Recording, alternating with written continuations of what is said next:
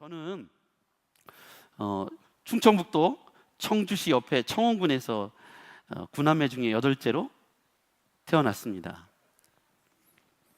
여덟째로 저는 그래서 어렸을 때 저희 동네에 딱 교회가 언덕 위에 하나 있었는데 그게 침례교회였고, 제가 침례교회 목사가 된 건 아마도 그 동네에 그 침례교회가 하나 있었기 때문에 그 교회를 어렸을 때 중학교 1학년 때 처음 나가게 됐는데 예수님을 만나지 못했어요. 3년 동안 그냥 교회 생활을 한 겁니다.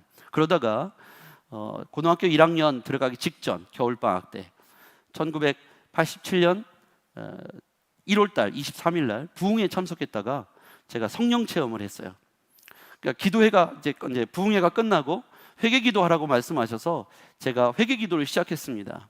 여기 앞에 나와서 그때는 신앙도 많지 않았지만 뭐 시골 교회가 많지 않은 숫자였어요. 대략 한 30-40명이 부흥회에 참석을 했고, 낮에 이렇게 엎드려서 기도하는데 부흥회가 끝나고 다들 돌아간 시점에서 제가 회개 기도를 시작했어요. 무슨 회개 기도를 시작했냐면, 제가 생각나는 회개 제목들이 우리 아버지 주머니에서 300원 훔친 거, 그거 회개했고, 구멍가게에서 껌 하나 훔친 거, 그거 회개하는데 5분이 채 안 걸리더라고요. 그러니까 제가 굉장히 착했던 거예요. 저는 욕도 안 해봤고 지금까지 욕은 안 해본 것 같아요. 아무튼 그러면서 시골에서 순박하게 컸으니까 회개라고 하면 그런 윤리적이고 도덕적인 죄를 회개하고 났는데, 그때부터 제 입이 갑자기 움직이기 시작했어요. 무려 6시간 동안 제가 여기서 출발해서 한 바퀴를 쓸고 두 바퀴를 쓸고 세 바퀴를 쓸은 것 같아요. 바닥을. 옛날에 시골교회 마루잖아요. 거기를 막 쓸고 다닌 것 같아요. 뭘 회개했냐면 제 입이 움직이는데 이렇게 회개했습니다. 하나님을 믿지 않은 죄를 회개합니다. 제가 이 기도를 하리라고는 상상도 못했어요. 하나님을 믿지 않은 죄를 회개합니다. 제 입이 제가 생각한 기도 제목이 아니었거든요. 이 말을 6시간을 했다는 거예요. 눈물 콧물을 쏟으면서 하나님을 믿지 않은 죄를 회개합니다. 그렇게 하고 나서 제가 방언이 터졌어요. 그리고 목회자가 되기로 저도 모르게 소원을 했어요. 저희 부모님은 예수님 안 믿는데. 그러고 나니까 시골에서 여덟째, 제가 무슨 돈이 있습니까? 그죠? 그러니까 저는 매일 그날부터 하루에 1시간씩 작정 기도를 시작했어요. 3년. 비가 오나 눈이 오나 명절 때도 그냥 강단에 이 앞에, 이 계단 앞에 엎드려서 그냥 하나님 등록금 주세요. 하나님 우리 부모님 구원해 주세요. 하나님 제가 주의 길을 걸려가려고 하는데 하나님이 저를 좀 도와주세요. 그런데 제가 저희 시골에서 대학을 간다는 건 언강생심이었어요. 왜냐하면 전혀 우리 가정에서 저를 서포트해 줄 수 있는 경제적인 형편이 안 됐어요. 생각해 보세요. 자녀가 그렇게 많은데 등록금을 제대로 한번 받아본 적이 있겠습니까? 시골에 중학교를 가려면 30분을 가야 되는데 공락금을 못 내면 칠판에 늘 써 있잖아요. 그죠? 그럼 선생님이 늘 쫓아내요. 집에 가서 등록금 갖고 오라고. 그러면 항상 쫓겨나가지고 중간에 길에서 우는 거예요. 하나님 우리 집은 왜 맨날 이렇게 가난합니까? 하나님 제발 저를 좀 도와주세요. 그렇게 했던 것 같아요. 그러니까 대학을 간다는 건 상상도 못하죠. 저도 모르게 은혜를 받아서 그렇게 하나님 앞에 소원을 했는데 대학을 갈 거란 상상도 못하고, 대학 입시를 가야 되는데 이제 제가 안 되겠다 싶으니까 부모님한테 얘기하지 않고 이틀 전에 가출을 했어요. 학력고사를 보러 대학에 침신대에 가야 되는데 도저히 안 보내줄 거, 허락하지 않을 걸 뻔히 아니까 몰래 이틀 전에 집에서 나와가지고 대전에 무작정 갔어요. 그리고 거기서 이틀간을 어느 집에서 신세를 지고 그리고 시험을 봤는데 그 당시에 우리 6대1의 신학과 경쟁률이 있었어요. 근데 어쨌든 그렇게 해서 합격을 했고, 합격을 했는데 합격자 명단이 청주 대전에 있는 문화방송에서 이렇게 합격자 명단을 TV에 올려줬었어요. 이해가 안 되죠. 시골은 그런 게 가능했는지. 아무튼 충남대 다음에 침신대가 이렇게 나오는데 우리 아버지가 거기서, 아버님이 이렇게 보고 계시다 막 울고 계시더라고요. 지금도 그 장면이 선해요. 우리 집에서 처음으로 대학 간 거예요. 그러니 아버지가 얼마나 이게 동네에 자랑하고 싶으시겠어요. 그죠? 근데 등록금이 없잖아요. 저는 매일 3년 동안 작정 기도했는데 시골교회 집사님들이 돈을 모아갖고 저를 신학대학에 보내셨어요. 어쨌든 그렇게 해서 신학대학을 갔고, 그리고 나서 제가 어렸을 때부터 꿈이 이제 목사가 되는 거였으니까 그렇게 살아왔던 것 같아요. 그러다가 이제 제가 2005년도 10월 달에 7월 달에 개척을 하게 됐는데, 아까 앞서 서두에서 말씀드렸듯이 이제 개척의 과정을 통해서 하나님께서 정말 은혜를 주셔서 정말 열심히 사역을 위해서 그게 동분서주하고 했는데, 하나님의 역사와 은혜가 참 많았던 것 같아요. 그 봉구차를 통해서 많은 아이들도 전도했고 그 부모님들도 전도하게 되고, 그런 와중에 개척을 하고 약 한 6개월 정도 지났을 때 우리 아이의 얼굴이 좀 바뀌기 시작했어요. 얼굴에 반점이 생겼고, 그 반점이 예사롭지 않았는데 우리 아이가 건강검진을 했고, 그 유치원에서 건강검진의 결과가 혈액 수치가, 혈소판의 수치가 완전 바닥이었어요. 그러니까 혈소판이 없으면 피가 나면 멈추지 않는 그런 것이고, 혈소판은 3일에서 4일 정도 이렇게 이후에는 소멸되기 때문에 계속 혈액을 공급해 줘야 되는 혈소판 수혈이 필요했던 것이죠. 근데 그런 사실을 모르고 병원에, 큰 병원에 가보라고 해서 이 병원 저 병원, 한방병원도 가보고 동네 병원도 가보고, 근데 거기서도 이게 무슨 병인지 아무도 알지 못했어요. 그러다가 이제 청주에 있는 종합병원에, 큰 대학병원에 갔더니 그 혈액 종양외과 그 교수님은 금방 알아보더라고요. 이게 판코니 빈혈이라는 사실을 말해줬고, 판코니 빈혈이라는 말도 처음 들었고, 중증 재생 불량성 빈혈이라는 말도 처음 들었고, 예후가 좋지 않다는 말도 그때 처음 들었어요. 정말 깜짝 놀랐고 어떻게 해야 되는지 참 너무너무 힘든 시간이었죠. 근데 그 대학병원에 첫날 입원해 있는데 밤 11시쯤 됐을 때 그 교수님 밑에 있던 주치의가 밤에 저를 부르더라고요. 여기서 치료를 하면 이 아이가 잘못될 수 있으니 내 아들 같으면 나는 당장 서울로 가겠습니다. 이렇게 얘기하더라고요. 교수님한테는 얘기하지 마시고, 교수님은 본인이 치료하겠다고 말하지만 여기서 하면 안 됩니다. 한 번도 해본 적이 없습니다. 그래가지고 아산병원까지 다음날 앰뷸런스를 타고 가라고 했는데 뭐 그만한 비용도 없었고, 그래서 봉구차, 우리 강준집에 사줬던 그 봉구차를 타고 여기를 아산병원에 올라오게 되었습니다. 아산병원에 올라와서 보니까 정말 의사 선생님들이 완전히 앞에 나와서 기다리고 있더라고요. 충북대학병원에서 전화를 해줘가지고 위급한 중증의 환자가 오니까 이렇게 준비하고 있었어요. 근데 그 상황들이 저는 너무 무서웠어요. 왜냐하면 이 정도로 이렇게 심각한 병인가, 그런 것들이 굉장히 무섭잖아요. 제가 이렇게 인생을 살아오면서 제가 겪었던 고난이 참 많았거든요.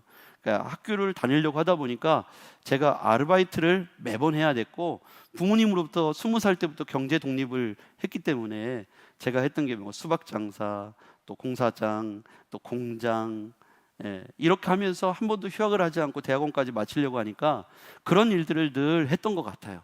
과일 장사도 하고, 또 공사장에 가서 일도 하고, 또 음식점에 가서 서빙도 하고, 이렇게 하면서 학창 시절을 이렇게 보냈기 때문에.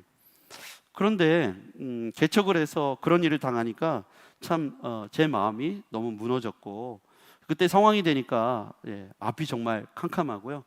제가 고통스러웠던 시간들도 힘들었지만 아이에게 그런 문제가 생기니까 저에게 어떤 감정이 생겼냐면, 저에게 있어서 우리 아버님이 저는 이해가 되지 않는 분이었어요.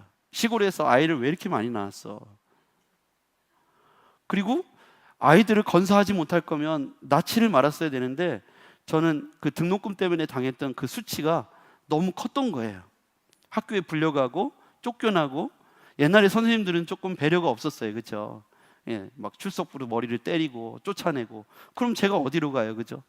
논바닥에 앉아서 울고 있다가 들어오면 여기서도 혼나고, 집에 가서도 혼나고, 학교 가서도 혼나고. 그러니까 저는 기도밖에 없는 거예요. 그러니까 저는 아버지처럼 안 사는 게 인생의 목적이었어요. 목표였어요. 그런데 제가 왜 힘들었냐면, 제가 저희 아버지처럼 돼가고 있더라고요. 애가 아프다는데 해줄 수 있는 경제적인 받침이 전혀 안 되는 거예요. 그게 저한테는 너무 괴로웠고, 제가 경험했던 이 좌절 그리고 경제적인 어려움을 우리 아이에게 대물림해 주는 것 같아서 너무너무 괴로웠어요.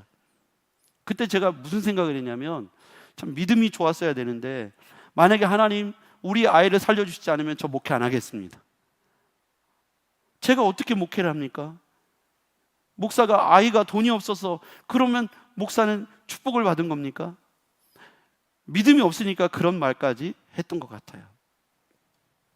아이가 아프니까 세상에 가장 고통스럽더라고요. 차라리 제가 수박 장사를 하거나 공사장에 가서 일을 하는 것보다 그 마음이 수십 배는 더 무너지고 아프더라고요.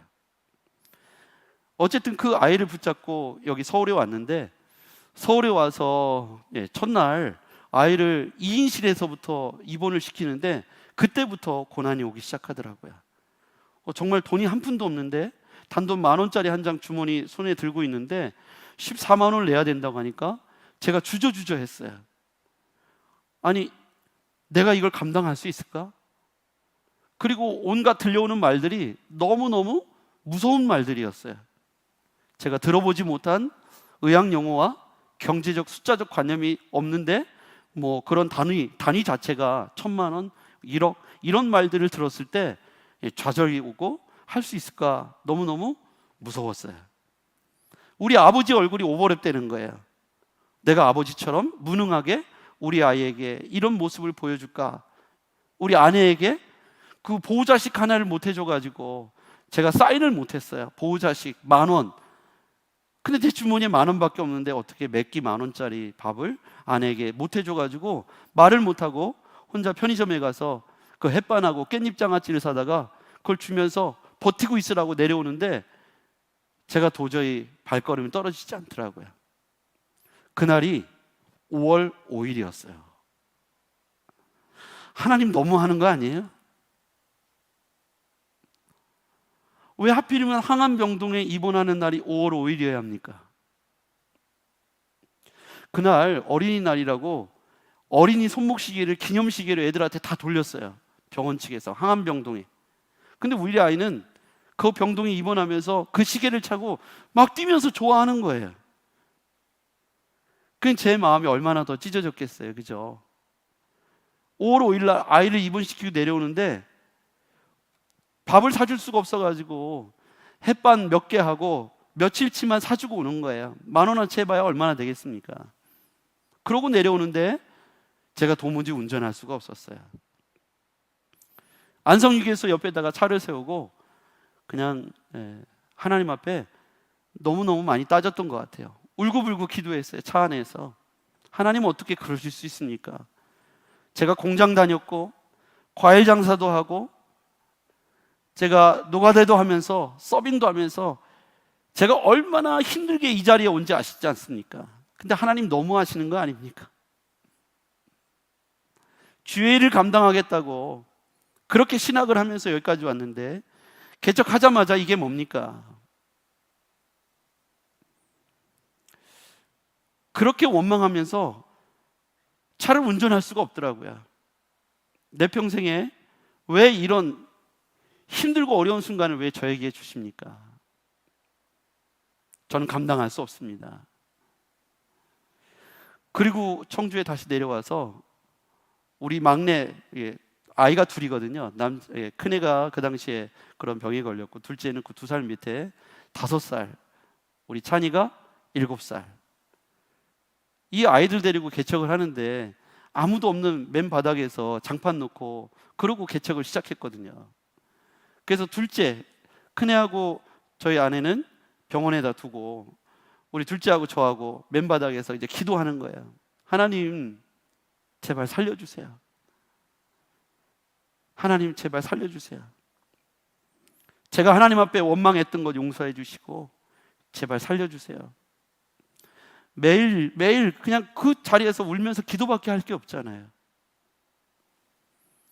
그런데 시간이 조금 지나서 한 일주일 정도 지났는데 전화가 아침에 오는 거예요.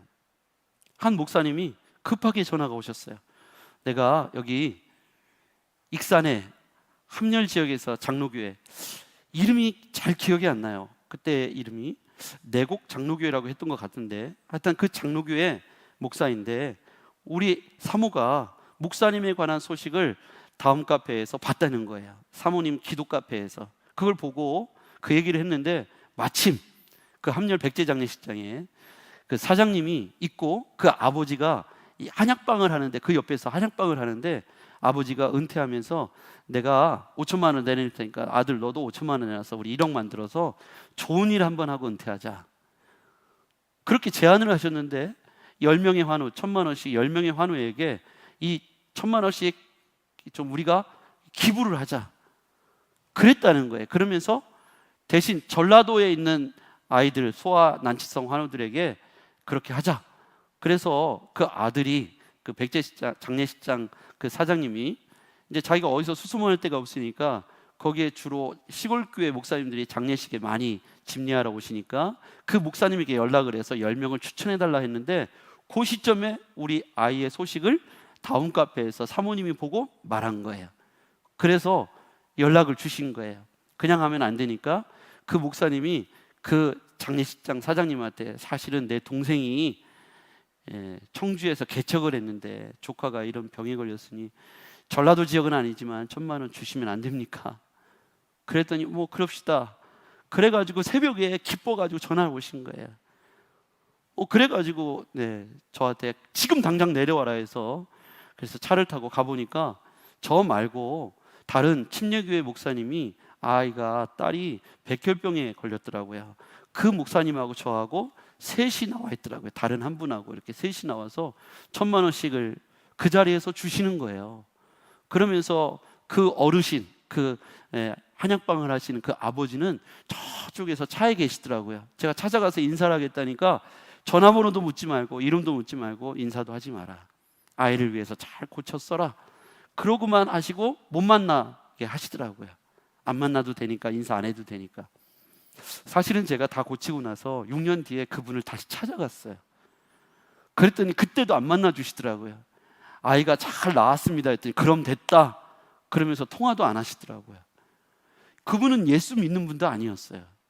근데 어쨌든 그렇게 해서 치료비가 모금되기 시작했어요. 그리고 그거 외에도 제가 CTS 예수사랑 여기에 나가서 방송을 하겠느냐고 누가 묻더라고요. 그래서 그렇게 하겠다고 했더니 촬영을 하겠다. 그래서 촬영을 했는데 그게 미주 지역에도 그 당시에 인터넷판으로 방송이 됐대요. 그 미국에 있는 장로교회가 3천만 원을 보내왔어요. 그리고 예수사랑 여기에서 1,500이 모금이 됐어요. 이렇게 되면서 1억이라고 하는 돈이 그 짧은 한두 달 기간 동안 다 모금이 되더라고요. 저는 주머니에 10,000원밖에 없었는데 그때부터 하나님이 기적같이 사람을 보내주시더라고요.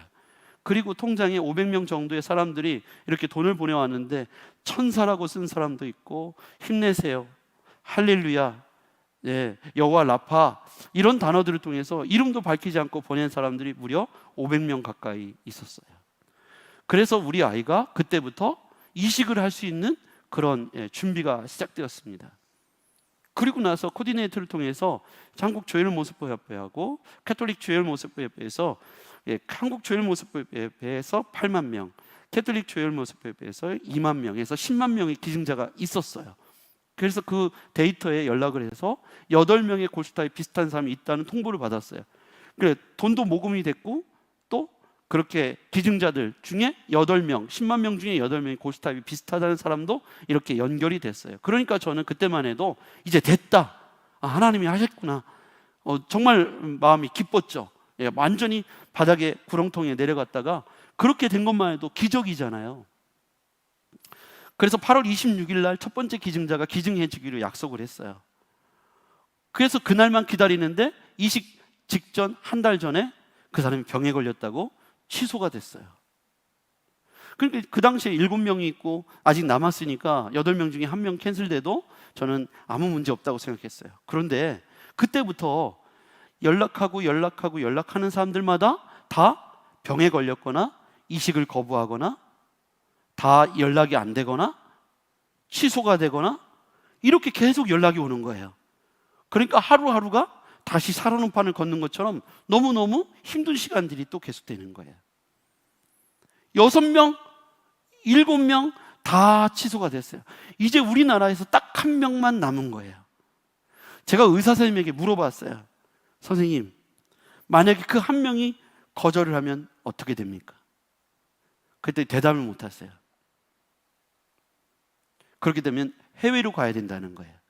해외로 가면 일식 기증자들 찾기도 더 어렵고 비용은 2배로 든다고 말씀하시더라고요.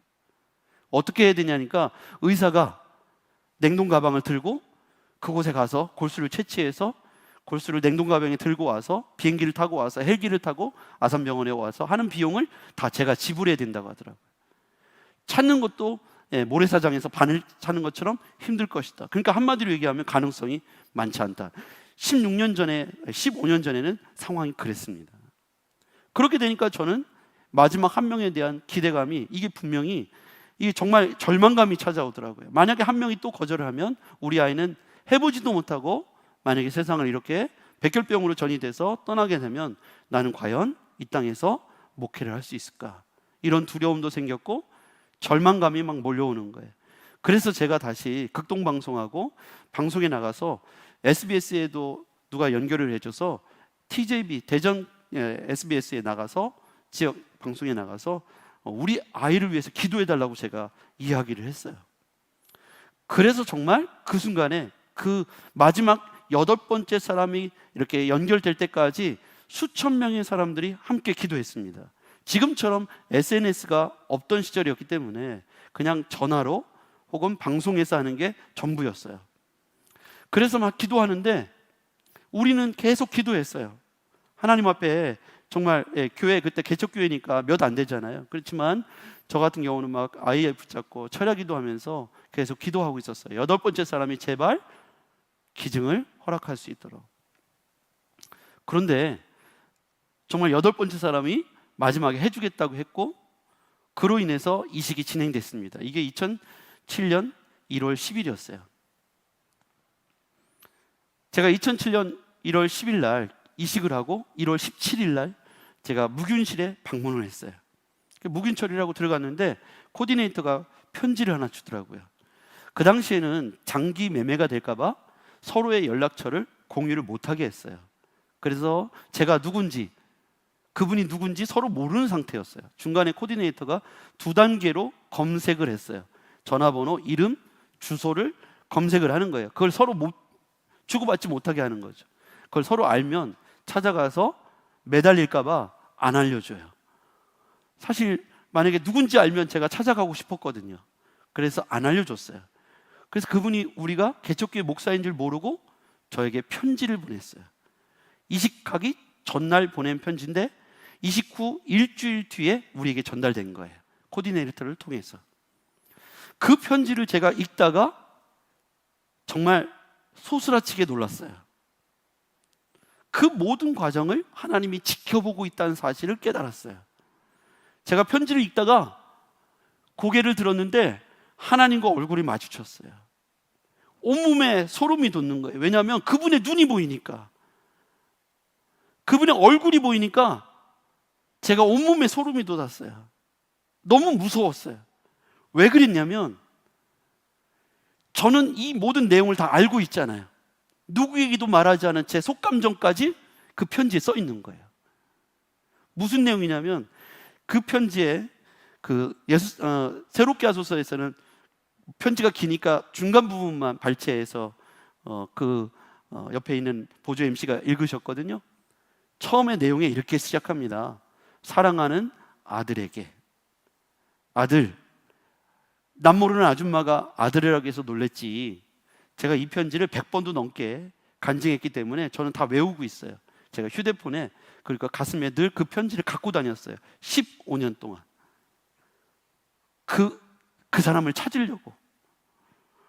어쨌든 그 편지의 내용이 아들이라고 해서 놀랬지. 아줌마는 이렇게 저렇게 해서 12년 전에 이렇게 기증 의사를 밝혀놨는데 그 전에 아줌마에게는 영웅이라는 아들이 있어. 근데 영웅이가 8살인데 동생을 낳아달라고 자꾸 엄마한테 때려서서, 그래서 하나님 앞에, 내가 믿는 하나님 앞에 아들을 하나 낳게 해달라고, 영웅이 동생을 달라고 작정 기도를 했어. 그분은 우리가 크리스찬인 줄 모르고 전도 편지를 쓴 거예요. 아들을 낳게 해달라고 기도하는데 하나님이 나에게 3개월 전에 아들을 주시겠다고 음성으로 말씀하셨어. 그래서 아들을 주시겠다고 응답을 받고 3개월 동안 몸을 만들고 기다리고 있었는데 3개월이 지난 뒤에 골수 조혈모세포 은행에서 골수 기증을 하라고 연락이 온 거야. 12년 전에 했던 그 혈액, 교회에서 조혈모세포 은행을 통해서 이렇게 장기 기증할 때 혈액을 이렇게 그 헌혈을 할 때 체크를 했대요. 근데 잊고 있었는데 32살 때, 20살 때 하는 게 32살 때 연락이 온 거예요. 그때 8살짜리 영웅이가 있었는데 동생을 낳아달라고 해서 응답을 받고 기다리고 있었는데 기증을 하라고 연락이 와서 무서워서 나는 겁이 많아서 못하겠다고 했다는 거예요. 그러고 기도하는데 다시 하나님의 음성이 들려서 내가 너에게 아들을 주겠다고 하지 않았느냐? 바로 그 아들이다. 이렇게 말씀하셨다는 거예요. 그 편지에 써 있는 거예요. 너는 하나님을 믿는지 안 믿는지 모르지만 하나님이 나에게 그렇게 말씀하셔서 내가 그때부터 골수 기증을 하기로 마음을 먹고 사람들에게 기도 부탁을 하고 아이를 낳는 심정으로 기다렸어. 나한테 고맙다고 말하지 말고 아들, 하나님 앞에 나가서 예배하고 너희 엄마 아빠와 함께 하나님을 믿어. 이게 두 장에 쭉 써 있는 내용이에요. 근데 그때 영웅이 엄마는 8살, 우리 아이가 9살로 착각하고 있더라고요. 영웅이가 8살이라고 했잖아요. 우리 찬이가 7살이었거든요. 그때 영웅이 엄마는 형이라고 그랬어요. 영웅이 형이지. 근데 하나님은 정확해요. 영웅이는 8살, 우리 찬이는 7살. 1살 어린 동생이 맞았어요. 제가 이 모든 과정을 저는 다 알고 있잖아요. 제가 무서워서 떨면서 기도하고 있을 때 하나님이 영웅이 엄마에게 찾아가신 거예요. 너 거부하지 마. 내가 너에게 아들 주겠다고 했지. 그 아들이야. 이렇게 가서 말씀하신 거예요. 저는 그것도 모르고 벌벌 떨고 있는 거예요. 무서워서 벌벌 떨고 의사도 못 찾아가고 병원 문 앞에서 기다리고 있고 아내는 아이들 데리고 갔다 오고 저는 차에서 무서워서 있고 혹시라도 못한다고 할까봐 그 말을 듣기가 어려워서 저는 못 들어갔어요. 근데 하나님이 그때 일하고 계시더라고요. 영웅이 엄마에게 찾아가셔서 응답해 주신 거예요. 그 영웅이 엄마가 우리에게 전도 편지를 쓴 거예요. 저는 개척교회 목사인지를 모르고 하나님을 믿으라고, 내가 너에게 기증한 건 하나님이 말씀하셔서 그러시니까 하나님을 믿으라고, 자기가 주일학교 교사라고 소개하면서 너 또래 아이들을 가르치는 주일학교 선생님이야. 너가 하나님을 만났으면 좋겠고 너희 부모님이 예수님을 믿었으면 좋겠어. 나한테 고맙다고 말하지 말고 교회 가서 예배를 드렸으면 좋겠어. 샬롬, 샬롬은 평안이라는 뜻. 이게 2장짜리 편지 내용이에요. 제가 이거를 15년 동안 가슴에 갖고 다녔어요. 그 엄마를 찾으려고. 제가 아는 정보는 영웅이 엄마가 전부였어요. 그래서 제가 여기저기 인터넷에다가 올렸어요. CTS에 예수사랑 여기에 출연했었기 때문에 거기다도 사연을 보냈는데 답이 없는 거예요. 프로그램이 없어졌더라고요. CBS는 상상도 못했어요. 그런데 우리 김관성 목사님이 우리 최병락 목사님 절친이잖아요. 여기 설교하러 오셨잖아요. 이제 저하고도 친구인데 어느 날 갑자기 김관성 목사님이 제가 생각이 나는 거예요. 그래서 제가 전화를 했어요. 잘 지내? 별일 없어? 근데 깜짝 놀라는 거예요. 이거 어떻게? 아니 그냥 네가 생각이 나서 전화한 거야. 안부 전화야. 괜찮지? 잘 지내? 그러고 끊었어요. 그리고 2주 뒤에 청주에 있는 아주 큰 교회가 있는데 그 교회에 화요일 날 어머니 기도에 설교하러 왔다 그러면서 2주 뒤에 잠깐 우리 교회 들리겠다는 거예요. 그래? 그래서 이제 설교 끝나고 점심 때 와서 저랑 같이 이제 차를 한 잔 마시면서 제가 그 자리에서 이렇게 얘기했어요. 야, 김관성 목사, 김관성 목사가 페이스북에서 유명한 사람이니까 팔로워가 5천 명이나 되고 훨씬 많으니까 김관성 목사 내 사연 알지? 잘 알고 있어요. 김관성 목사도 제가 아이에게 이렇게 골수기증해서 아이가 기적적으로 살아났다, 이걸 알고 있어요.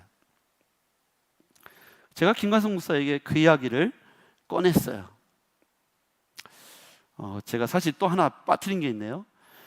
어쨌든 그 골수 이식을 해갖고 이식을 했는데 보니까 피가 이렇게, 골수라는 게 장기가 아니고 피더라고요. 피, 빨간색의 피처럼 생겨서 그걸 여기다가 넣어주면 3시간 동안 돌다가 촉수에 자리를 잡고 피를 생성해내면 그게 골수 이식이 성공이 된 건데, 그게 최장 15일 안에 피를 만들어내야 이식이 성공된 거더라고요. 그러면 골수 이식하는 것만 해도 전 너무 감격이 돼갖고 제가 거기까지 따라 올라갔어요. 못 들어가게 하는데 거기까지 따라가서 피가 들어가는 것까지 제 눈으로 확인하고 너무 감사한 거죠, 그죠? 그리고 나서 그 편지를 받고 깜짝 놀랐는데, 거기까지 너무 감사한데 14일이 됐는데 혈액 수치가 1도 안 올라가는 거예요. 그래서 제가 의사 선생님에게 물어봤어요. 만약에 혈액 수치, 혈소판, 백혈구, 적혈구 수치가 안 올라가면 어떻게 된 거예요? 이식 실패라는 거예요. 그럼 우리는 알잖아요. 우리나라에 더 이상 골수를 기증해 줄 사람이 없다는 사실을. 그러니까 이식 실패가 되면 사실은 더 이상 뭘 해볼 게 없는 거죠. 근데 14일이 됐는데 1도 안 움직이는 거예요. 그래서 정말 하나님 앞에 기도할 수밖에 없었죠. 전 다 됐다고 생각했는데 거기서 또 난관이 오는 거예요. 15일째 점심이 됐는데도 수치가 1도 안 움직이는 거예요. 15일째 저녁에 우리 교회에서 부흥회가 있었어요. 기도원 원장님 모시고 몇 안 되지만 부흥회를 하고 있었어요. 근데 저녁 7시 때까지 제가 아내에게 문자를 했는데 수치가 안 움직인대요. 근데 그 저녁에 본문이 뭐였냐면, 엘리야가 갈멜산에서 승리하고 내려와서 큰 비의 소리를 듣고 언덕에 올라가서 기도하잖아요. 그렇죠? 아합 왕에게 빨리 건너가라 해놓고 기도하잖아요. 큰 비가 올 거라고, 3년 반의 기근이 멈출 거라고 기도하잖아요. 근데 6번까지 사환을 보냈잖아요. 근데 어떤 비의 소식도 없었지 않습니까? 근데 7번째 사환을 보냈더니 손바닥만한 작은 구름이 일어났다는 본문이 나오잖아요. 그 본문이었어요. 근데 그 본문을 딱 끝나고 나서 전화가 왔어요. 움직이기 시작했어요. 아니, 하나님은 도대체 왜 너무 드라마틱하게 가시는 거야? 그 후로도 5년 동안 완치 메달을 받을 때까지 그런 일들이 반복되었어요. 재발이 반복되고 뭐 이런 일들이, 재발 직전까지 가는 일들이 계속 반복되었죠. 그러니까 5년 동안을 계속 개척하고 5년 동안을 여기 아산병원까지 일주일에 3번, 2번 계속 왕복하면서 계속 기도밖에 할 게 없었어요. 그러고 나서 그 후로 한참 지나서 최근의 일이죠. 김관성 목사가 생각나서 전화를 했고 우연히 우리 교회에 방문한 거예요. 그 전화 때문이겠죠. 갑자기 제가 전화해서 올 일이 마침 있었는데 들리게 된 거예요. 그때 제가 이 이야기를 했어요. 김관성 목사님은 이미 다 알고 있던 얘기였어요. 왜냐하면 둘이 이 영웅 연말을 찾기 위해서 제가 김관성 목사님과 함께 책을 쓰기로 했었거든요. 그래서 제가 책을 중간까지 쓰다가 우리 아내가 밖에 알리지 말자, 우리 가족끼리만 알자, 그래서 중단을 했었어요. 그런데 제가 최근에 하나님이 하실 말씀이 있다는 생각이 들었어요. 그래서 저희 아내와 다퉜어요. 왜 당신은 자꾸 그걸 세상에 알리려고 하느냐, 그냥 우리 아이의 문제는 그냥 여기서 접자. 근데 저는 아니다, 하나님이 분명히 하실 말씀이 있다, 이렇게 이야기하고 심지어 다투기도 했어요. 그리고 나서 김관성 목사에게 제가 이야기를 했더니 알았다, 그러면 다시 한번 정리해서 달라 그래서 정리해서 주기로 했는데 2주 만에 다시 연락이 온 거예요. 김관성 목사님이 내가 이렇게 아무리 페이스북에 알리는 것보다 새롭게 하소서 나가서 간증을 한번 하면 영향력이 크니까 금방 찾을 수 있지 모른다. 그래서 새롭게 하소서 작가에게 연락처를 알려줘도 좋겠냐, 이렇게 연락이 왔어요. 그래서 제가 그렇게 해라 했더니 1분 뒤에 바로 새롭게 하소서 작가에게 전화가 왔어요. 그래서 목사님이 어떤 내용인지 미리 좀 말씀을 듣고 싶다고 해서 괜찮으시면 지금 말씀해 달라는 거예요. 그래서 제가 목양실에 앉아서 쭉 이야기를 한 5분 정도 하는데 이 새롭게 하소서 작가가 막 울기 시작하고 자기 너무 놀랬다는 거예요. 너무 놀랬고 너무 소름 돋고 너무 무섭다는 거예요. 막 너무 무섭대요. 자기 지금 너무 무섭고 소름 돋아서 더 이상 말을 할 수가 없대요. 그래서 왜 그런지 모르지만 저도 놀랬죠. 그랬더니 다시 전화하겠다고 하더니 끊고 조금 뒤에 진정을 하고 전화가 오는데 울면서 전화 오는 거예요. 목사님이 지금 말씀하신 내용이 영웅이 엄마가 맞냐? 아니, 영웅이 엄마가 맞죠. 2007년 1월 10일 날 맞냐? 맞다. 내가 말했지 않느냐? 지금 그 영웅이 엄마가 옆에 계세요. 영웅이 엄마가 지금 옆에서 CBS 녹화 중이세요. 그 영웅이 엄마가 지금 말씀하고 계신데 목사님 그 대본이 옆에 자기 손에 있고 자기는 지금 모니터로 영웅이 엄마가 하는 간증을 듣고 있고 한쪽으로는 제 이야기를 듣고 있는 거예요.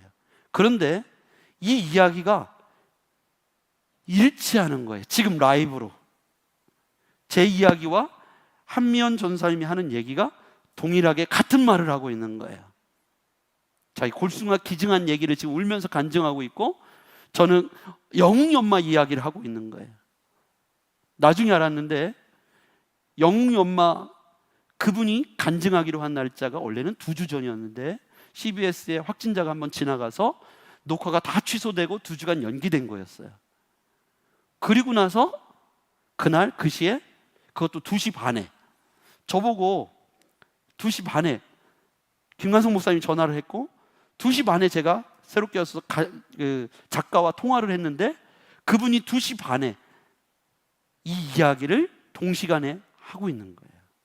그래서 그분들은 녹화하는 스튜디오 안에 있고 모니터로 작가가 듣고 있었기 때문에 아내는 모르는 상태로 간증이 다 끝난 거예요. 녹화가 끝나고 문을 열자마자 PD와 작가, 메인 작가 이런 작가들이 스태프들이 다 모여서 이 이야기를 모두에게 듣고 그 자리에서 모든 사람들이 소름이 돋은 거예요. 왜냐하면 살아계신 하나님이 지금 이 스튜디오와 공간을 초월한 청주와 동시간에 생방송으로 연출을 하고 계셨던 거예요. 저는 너무 놀랐어요. 제가 15년을 그렇게 찾았는데 연결이 안 됐는데 그 모든 스토리를 저는 알고 있잖아요. 제가 김관성 목사님에게 전화를 했고 갑자기 처음 전화한 거예요. 그리고 그렇게 연결이 된 걸 저만 알고 있잖아요. 그죠? 그리고 제가 새롭게 하소서에 그 작가님과 통화하기 직전 주일날 제가 설교하려고 예배 인도하고 있는데 대표기도 시간이었어요. 2부 예배 때 대표기도 하는 집사님이 기도하고 있는데 갑자기 성령님의 음성이 들리는 거예요. 하나님의 음성이 들리는 거예요. 이 시대의 사람들이 나의 살아있음을 믿지 않는다는 거예요. 그리고 선명하게 살아계신 하나님이라고 말씀하시는 거예요. 그래서 제가 깜짝 놀랐어요. 그래서 제가 얼른 주보에다가 썼어요. 그냥 살아계신 하나님이라고 얼른 썼어요. 그냥 딱 살아계신 하나님. 그래서 저는 하나님이 우리 교인들에게 하시는 말씀이라고 생각했어요. 그리고 나서 다 끝나고 왜 하나님이 이제 누구에게도 말하지 않았죠. 이런 일이 있어. 왜 예배 중이니까. 그리고 저도 눈을 뜰 수가 없으니까 조용히 이렇게 그냥 거의 감으로 살아계신 하나님이라고 쓰고 예배가 다 끝나고 그날 저녁부터 살아계신 하나님을 묵상하기 시작했어요. 살아계신 하나님, 살아계신 하나님. 월요일, 수요일, 월요일, 화요일, 수요일 날 작가에게 전화를 받은 거예요. 그리고 그런 스토리가 연결된 거예요. 그리고 동시간에 그런 일이 벌어졌고 살아계신 하나님을 전하라고 증거하라고 하는 메시지가 그거였던 거예요. 제가 한미연 전사님 그분이 통화하는데 작가가 그러는 거예요. 지금 그분이 순복음교회 개척교회 전도사님이세요. 에? 그분은 주일학교 선생님이었는데 영웅이 엄마.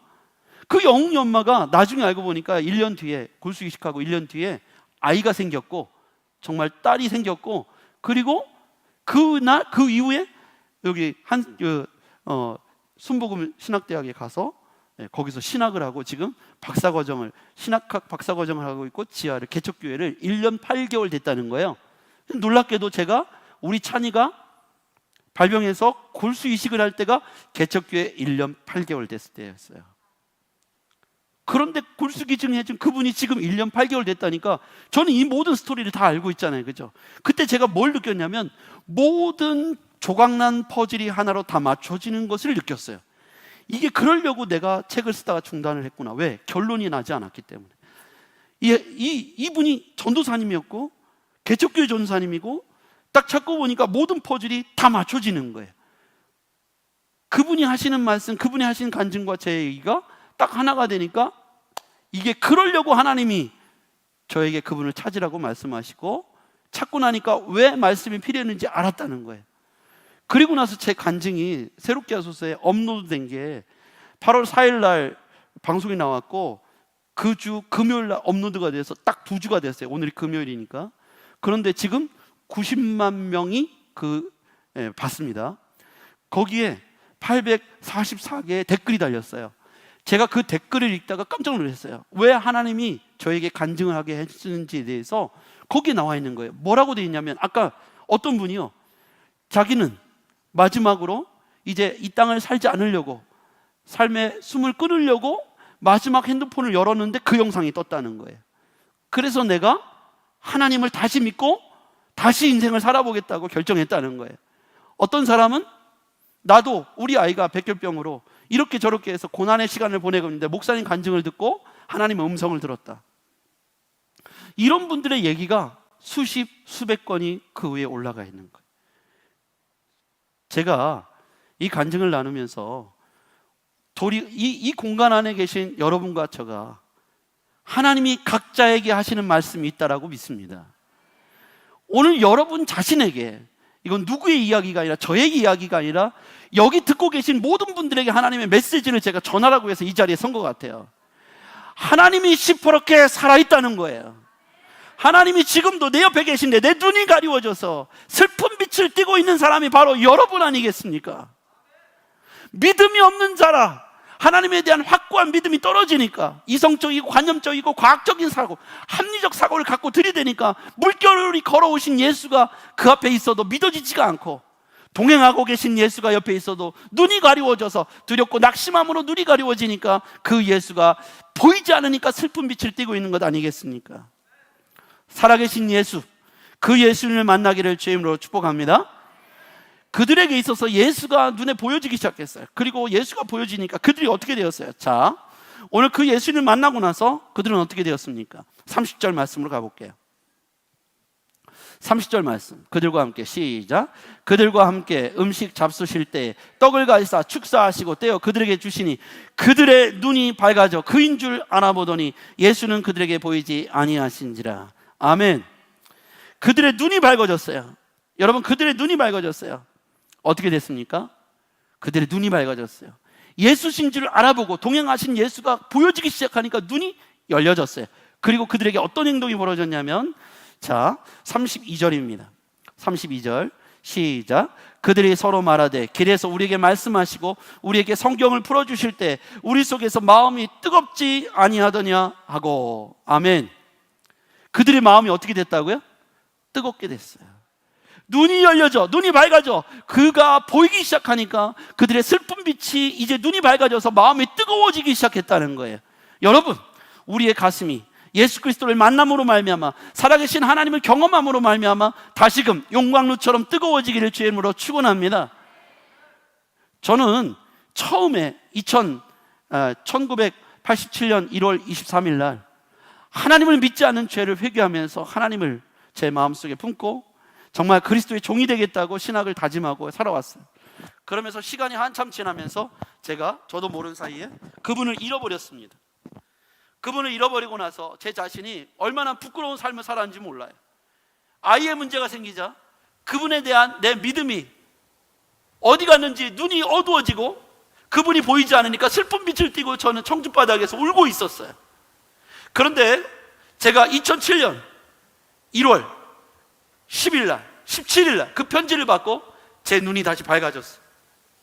그리고 코로나 시대의 한복판에 살고 있는 2021년 5월 24일 날 그 한미연 전사님과 통화가 됐어요. 새롭게 하소서를 통해서. 그리고 슬픈 빛이 아니라 제 가슴이 뜨거워졌습니다. 여러분, 우리에게 슬픈 빛이 걷어가고 가슴이 뜨거워지시기를 주의 이름으로 축복합니다. 그들이 어떻게 되었어요? 자, 33절 시작. 곧 그때로 일어나 예루살렘에 돌아가 보니 11 제자 및 그들과 함께한 자들이 모여 있어. 자, 곧 그들이 가슴이 뜨거워지고 예수를 만나니까 엠마오로 돌아가던 발걸음을 돌이켜서 곧 그들이 결단했다는 거예요. 바로 지금 즉시 그들이 예수를 만나고 나서 다시금 예루살렘으로 유턴했다는 겁니다. 예루살렘에 돌아오라고 말씀하고 계세요. 여러분, 예루살렘은 우리의 사명의 자리요, 떠나지 말아야 할 주님을 만난 첫사랑의 자리인 줄로 믿습니다.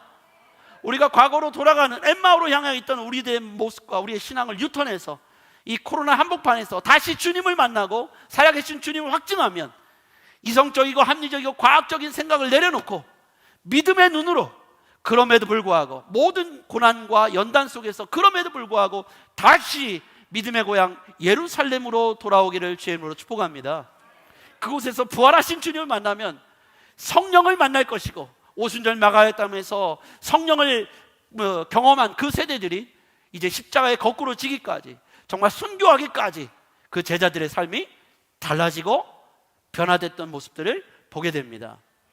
여러분, 우리가 지금 초대교회와 같은 극심한 핍박과 조롱과 멸시를 받고 있다면, 과연 예수님의 제자들과 같이 부활하신 예수님을 만나고 오순절 마가의 땅으로 변화된 성령을 경험한 제자들이 변화돼서 순교의 자리에 가기까지 주를 위하여 확고한, 정말 흔들림 없는 분명한 믿음을 가졌던 그 제자들과 같이 우리도 고난의 자리에 과연 동참할 수 있을까? 오늘 주님께서 우리에게 묻고 계신 거예요. 너 정말 그럴 수 있어? 너 정말 고난의 자리에서 일어나서 다시 예루살렘으로 돌아올 수 있겠어? 여러분, 우리가 이 시대에 주님이 던지는 이 메시지를 우리 자신의 말씀으로 받기를 주의 이름으로 부탁드립니다. 오늘 제가 이 자리에 서게 된 이유는 어느 날 모을 못이 어떤 주일날 이 세대가 나의 살아있음을 믿지 않는다고 말씀하시면서 그것을 교인들에게 전하라고 하신 말씀을 제가 전하기 위해서 아마 우리 최병락 목사님, 담임 목사님을 통해서 그런 마음을 초청해야겠다는 마음을 주시지 않았을까 싶습니다. 여러분에게 오늘 들어야 될 말씀이라면, 오늘 그들이 결단한 것처럼 곧 그들이 걸음을 돌이켜서 예루살렘으로 돌아왔듯 여러분이 다시 신앙의 열정적이고 뜨거운 자리로 다시 돌아오기를 주의 이름으로 축복합니다. 기도하겠습니다. 전능하신 아버지 하나님, 오늘 우리가 우리의 삶의 자리에서 다시금 냉랭했던 우리 모습을 뒤로하고 은혜의 자리, 축복의 자리, 주님을 만났던 예루살렘으로 돌아올 수 있도록 인도하여 주시옵소서. 오늘 많은 사람들이 여전히 슬픈 빛을 띠면서 엠마오로 향하고 있나이다. 오 주님, 살아계신 주님이 옆에 있음에도 불구하고 그들의 눈이 어두워져서 두렵고 떨림으로, 그들의 인생의 낙심과 절망으로 여전히 주님을, 옆에 있는 주님을 발견하지 못하고 살아가고 있지는 않습니까?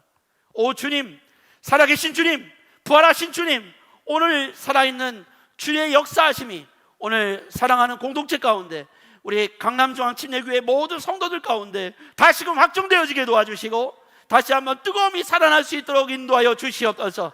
그들이 다시 예루살렘에 모여서, 정말 예배당에 모여서 하나님을 찬양하고 하나님께 영광 돌리는 귀한 영적 공동체가 회복되도록 인도하여 주시옵소서. 이 일에 여전히 살아계신 하나님, 지금도 함께 하시고 인도하신 하나님, 그 하나님의 도우심의 역사가 이제로부터 날마다 함께 하기를 간절히 예수 그리스도의 이름으로 기도하옵나이다. 아멘.